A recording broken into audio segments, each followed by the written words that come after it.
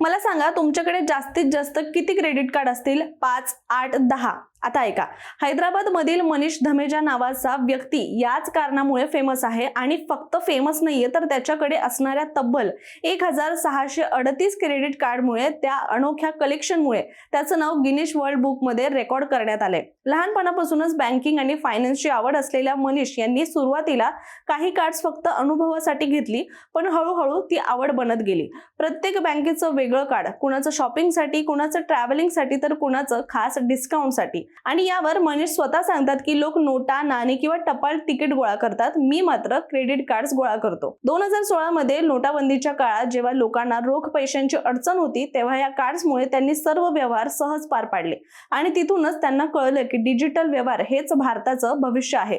त्यामुळे आज ते लोकांना योग्य पद्धतीने क्रेडिट वापरायला, फायनान्शियल प्लॅनिंग आणि कार्ड्स मॅनेजमेंट शिकवतात। गिनीज वर्ल्ड रेकॉर्डनुसार मनीष यांची सर्व 1638 कार्ड्स हे अजूनही व्हॅलिड आणि वापरण्यायोग्य आहेत, जे त्यांच्या शिस्त आणि व्यवस्थापनाचं खरं उदाहरण ठरतं।